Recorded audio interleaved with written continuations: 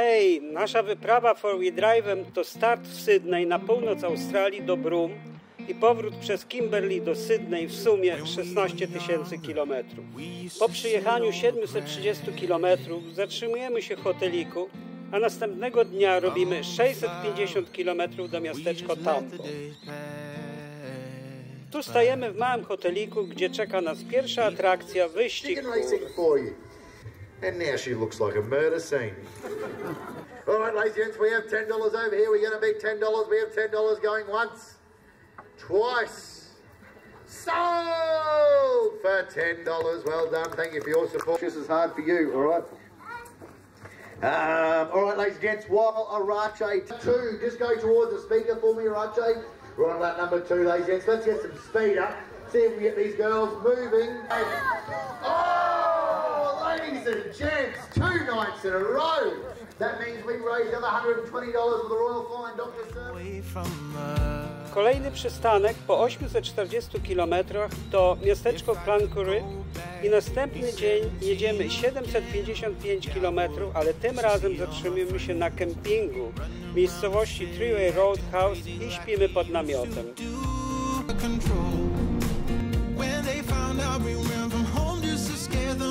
Kolejny etap to 650 km do miasteczka Katherine, gdzie zatrzymujemy się w Caravan Parku.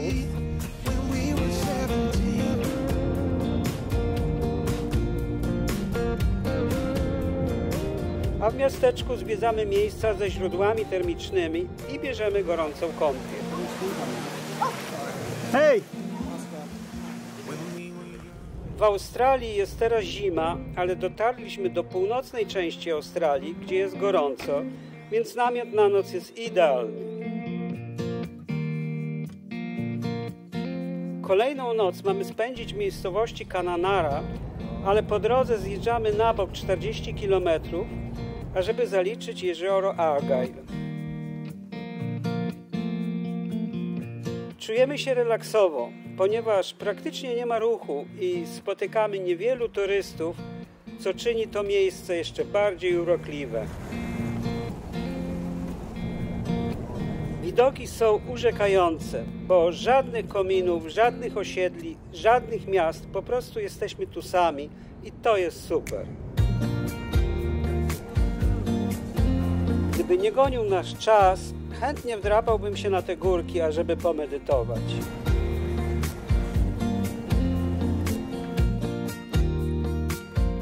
Dojechaliśmy do odnogi jeziora, którego średnica to około 50 km. Robimy kilka zdjęć i wracamy na kemping do Kununurra.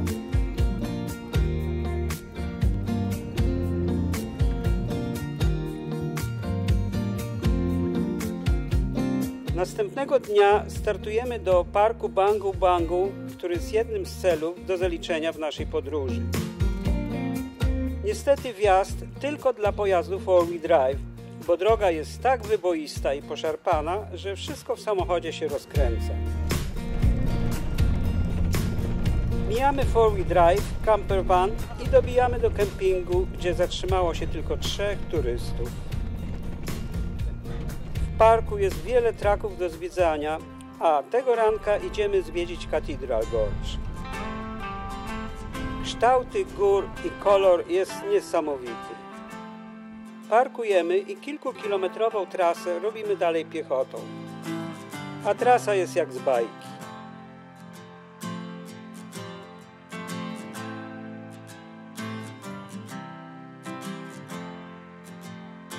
W tym miejscu na skale termity wybudowały termitierę. Wchodzimy do wąwozu Cathedral Gorge, spotykamy kilku turystów,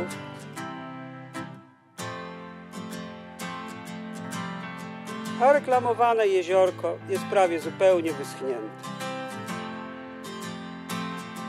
Idziemy dalej i podziwiamy ten krajobraz, który nie ma żadnego, nawet trochę podobieństwa do miejsc, które już zwiedziliśmy.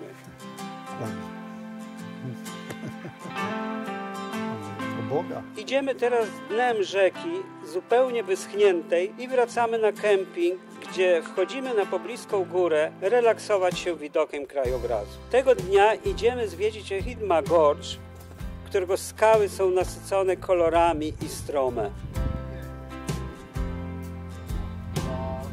Rosną tu palmy, które się tutaj zadomowiły, bo między tymi skalnymi szczelinami zachowało się jeszcze trochę wilgoci.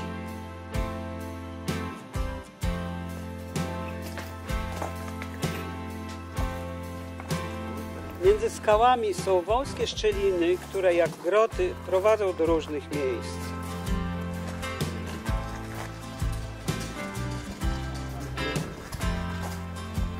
Idziemy jedną z nich i dochodzimy do jakby starej komnaty.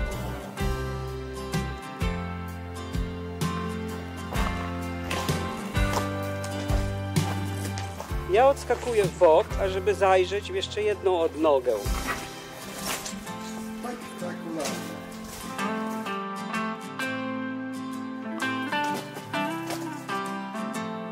Wracamy, bo mamy jeszcze do zaliczenia Mini Palms Wąwóz. Czas naszych wakacji jest limitowany, więc staramy się zwiedzić jak najwięcej.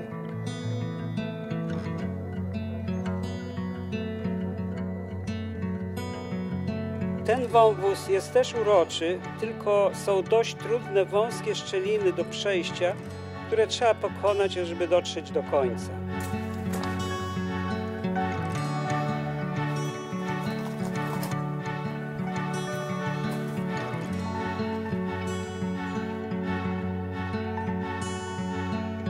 Park Narodowy Bangu Bangu to super miejsce dla relaksu i chętnie zostalibyśmy jeszcze kilka dni, ale mamy przed sobą jeszcze kilka tysięcy kilometrów do przejechania.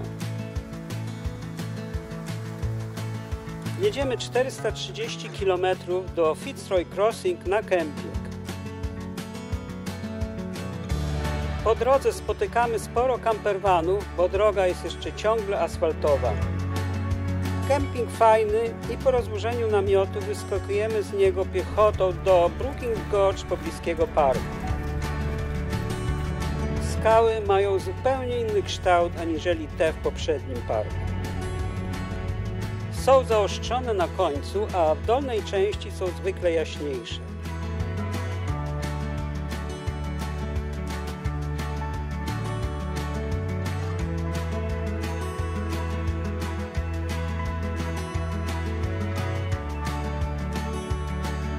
Wychodzimy z parku i załapujemy się na łódź, którą płyniemy zwiedzić tutejszą rzekę.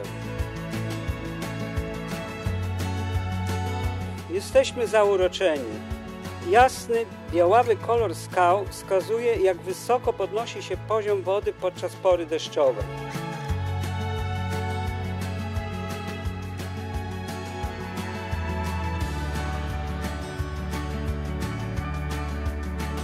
Woda wyrzeźbiła w skałach różne kształty otworów i małe jaskinie.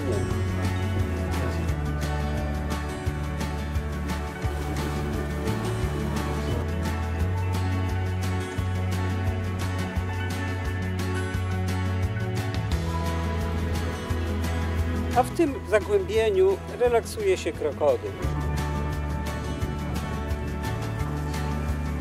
Rzeźby tych skał nas powalają. Nie spodziewałem się, że to będzie tak urokliwie. Jedziemy 400 km i dojeżdżamy na zatłoczony kemping w miejscowości Broome.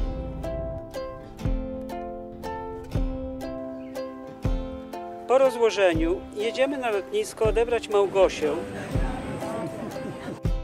Tym razem to Małgosia profesjonalnie przygotowuje nam kolację,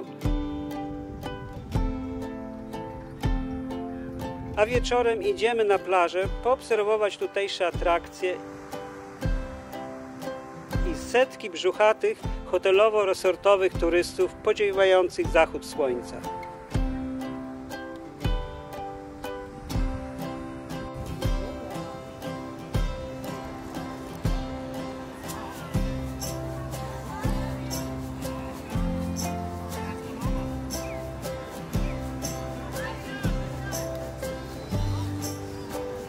Następnego dnia zwiedzamy miasteczko Broome, pobliskie plaże i kempingi przy brzegu.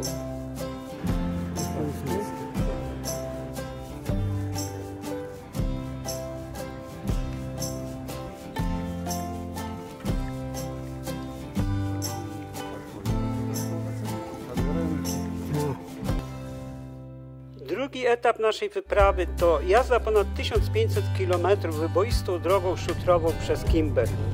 Pierwszy przystanek to 360 km do Indiana Gorge Camp. Kemping usytuowany jest między skałami, które przy zachodzie słońca przybierają niesamowite kolory. Następnego ranka jedziemy zwiedzić Tunnel Creek.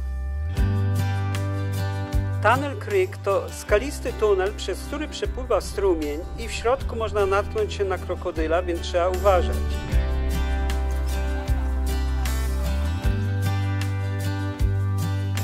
Przechodzimy powoli, z duszą na ramieniu, ażeby nie natknąć się na krokodyla.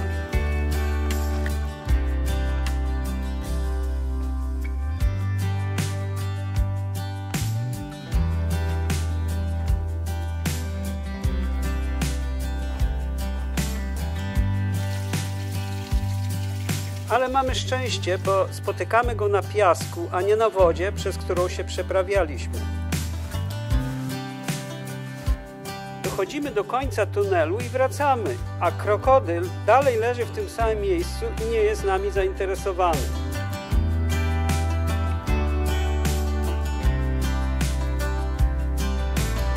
Wracamy na kemping. Spożywamy obiad i idziemy trasą wzdłuż wyschniętej rzeki, która zaczyna się od kempingu.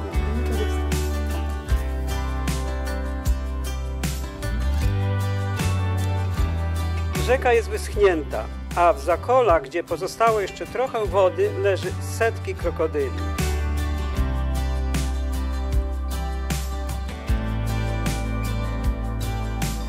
Idziemy wyschniętym dnem rzeki i podziwiamy.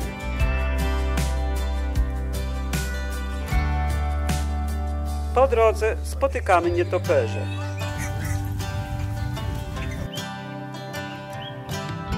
Miejsce jest urokliwe, bo jest co podziwiać. Kolorowe skały o różnych kształtach i dla relaksu krokodyle i inne zwierzęta.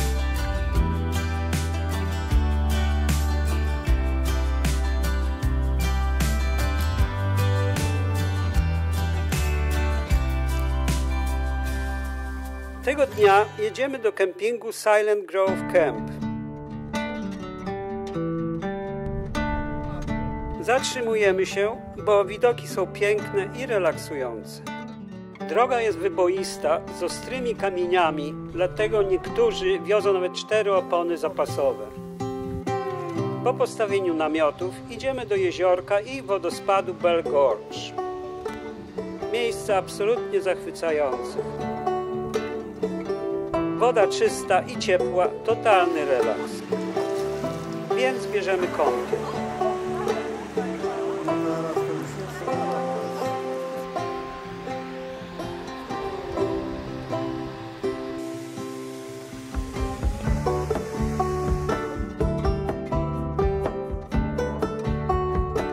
Dzisiaj jedziemy 116 km do Manning River Gorge, a po drodze zwiedzamy 2 wąwozy, Adcock Gorge i Galvans Gorge. Adcock Gorge to małe jeziorko z czystą wodą, otoczone skałami, a w sezonie deszczowym jest zapewne kilkakrotnie większe.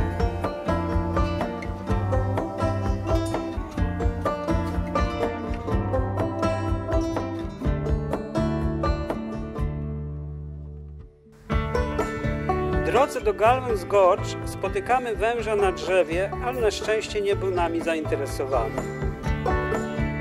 Architektura wnętrza podobna do Adcock Gorge.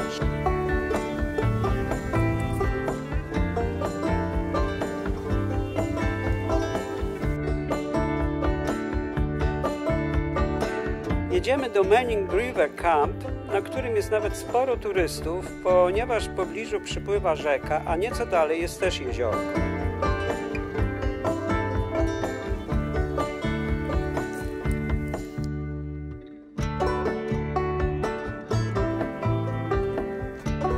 Idziemy do jeziora, ale się nie kąpiemy, bo boimy się krokodyli, a w drodze powrotnej Jurek bierze kąpiel w rzece.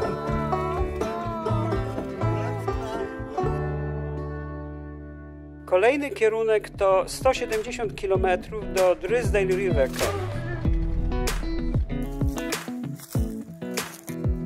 Jesteśmy zaskoczeni, bo na olbrzymim kempingu widzimy w oddali tylko jednego turystę. W pobliżu jest szeroka rzeka, ale robimy tylko kilka zdjęć. I na drugi dzień jedziemy 111 km na kemping do King River Camp. Na początku wydawało mi się, że miejsce podobne jak poprzednie, ale okazało się, że się w tym miejscu zakochałem. Przepiękna, czysta i ciepła rzeka. Prawie żadnych turystów i jakiś totalny spokój. Chodzi się głównie po skalistym podłożu, gdzie jest pełno baseników, a w sezonie deszczowym jest tu zapewne pełno wodospadów.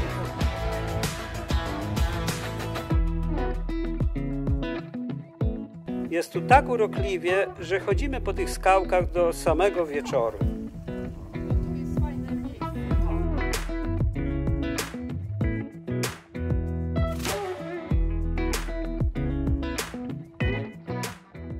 Następnego dnia jedziemy 76 km do reklamowanych na całym świecie wodospadów Mitchell Falls. Hotelowi turyści przylatują tu helikopterami, ażeby zwiedzić to miejsce.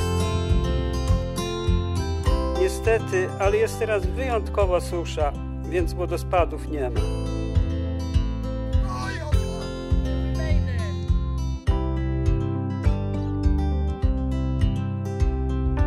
Jest nieco gorąco, więc się kąpiemy w małym jeziorku i wracamy na kemping. Kolejny poranek to 243 km do kempingu Ellenborough, a po drodze mijamy trąbę powietrzną.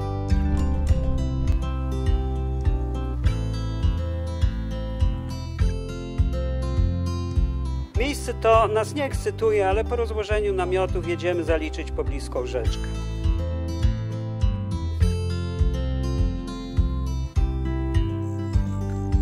Rzeka ze względu na suszę jest niewielka i prawie stoi w miejscu.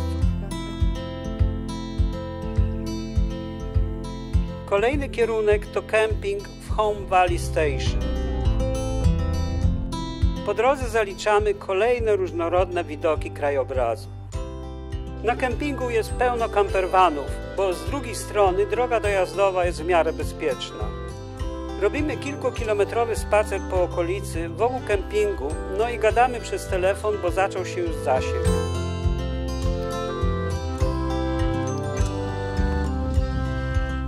Rano jedziemy zwiedzić dużą rzekę Pentecost River, pełną krokodyli i ryb.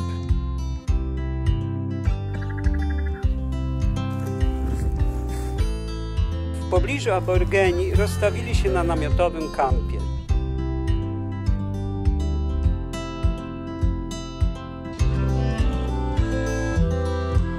Kolejny kierunek to El Questro Station, gdzie do zwiedzenia jest kilka atrakcyjnych miejsc, więc na kempingu jest sporo turystów. Droga do tej stacji nie jest łatwa, bo wyboista i trzeba przejechać przez kilka kamienistych strumieni.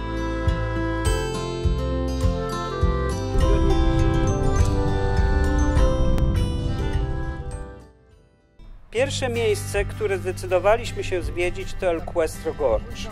Ryzykujemy i przejeżdżamy przez głęboką wodę, więc w jakimś miejscu woda przeciekła i dostała się do wnętrza samochodu. Pierwsza trasa jest nieco ryzykowna, bo na kamieniach można skręcić sobie nogę, ale za to jest super i kolorowa.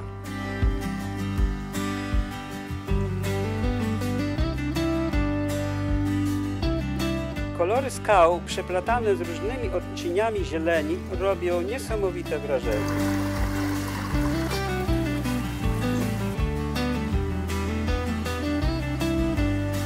Zatrzymujemy się w tym miejscu, bo ażeby iść dalej, trzeba wejść na ten głaz i być jakiś czas zanurzonym po pas w wodzie. Wracamy i zaliczamy to miejsce do jedno z ciekawszych, które dotąd zwiedziliśmy.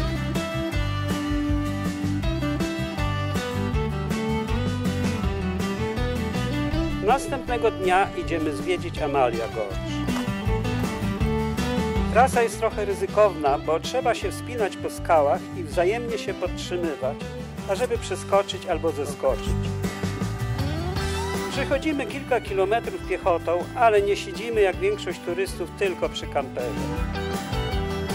Miejsce to jest naprawdę urokliwe, ale dla nas najważniejsze to to, że spotykamy tutaj tylko kilku turystów.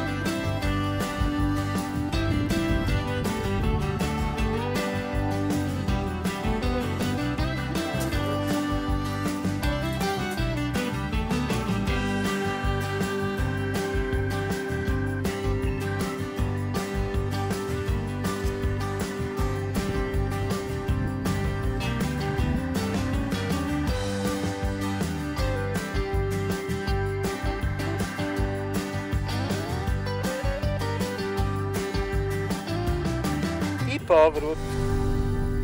Tego dnia jedziemy zwiedzić Zebedee Springs, gdzie bierzemy orzeźwiającą kąpiel w gorącym strumieniu.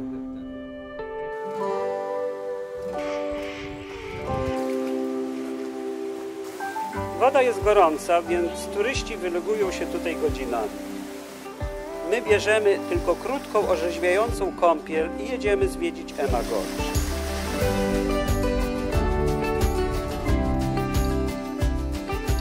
Emma Gorge, jak wszystkie gorges, jest urokliwy i ma swoje kolory i piękne, wyrzeźbione skały, ale to, co ma być jego atrakcją, to spore jeziorko między skałami na końcu trasy.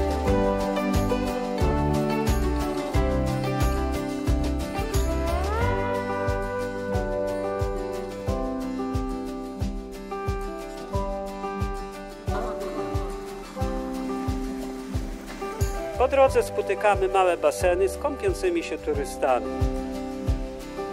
Aż w końcu docieramy do głównego jeziora między skalistym, pionowo wyrzeźbionym wąwozem.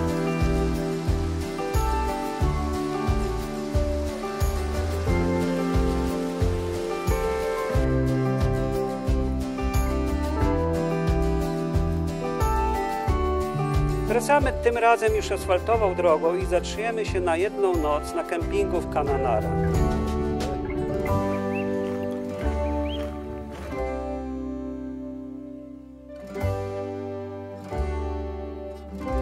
Następnego dnia jedziemy 530 km na kemping to Katrin i idziemy zwiedzić Nitmiluk National Park. Rano startujemy na 8-kilometrowy walk górą wzdłuż wąwozu, a w dole jest duża rzeka Katrin River wypełniona krokodylami. Można wsiąść na statek i zwiedzić ją od dołu, ale jest teraz susza, więc trasa przypływu jest ograniczona, więc jak zwykle wybieramy pieszą wycieczkę.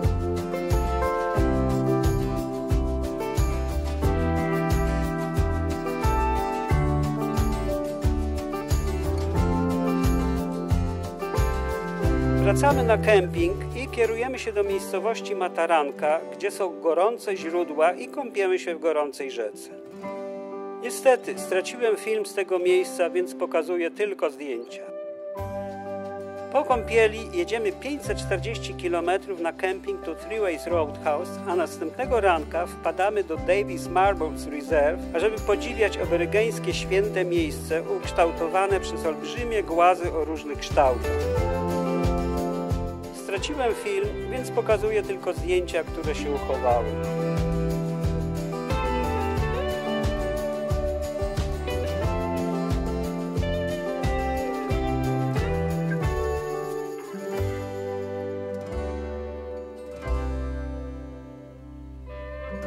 Na noc zatrzymujemy się na kempingu Barkley Homestead i następnego dnia jedziemy 450 km do miejscowości Mount Isa. Ponieważ są tu olbrzymie złoża srebra, ołowiu, miedzi i cynku, więc miasto jest jedną wielką kopalnią otoczoną wokoło pięknie ukształtowanym outbackiem. Następnego ranka jedziemy 650 km do miasteczka Long Ridge, gdzie zatrzymujemy się na noc na kempingu.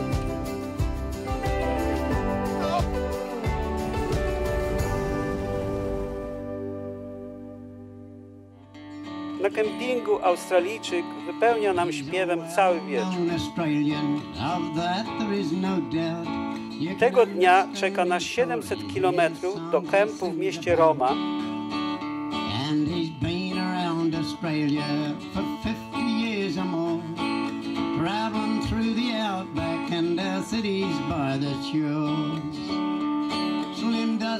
A następnie 430 km do miasteczka Moree, gdzie zatrzymujemy się na kempingu pełnym campervanów. Na kempingu jest sporo relaksowych basenów o różnych temperaturach, zasilanych wodą z naturalnych, gorących źródeł.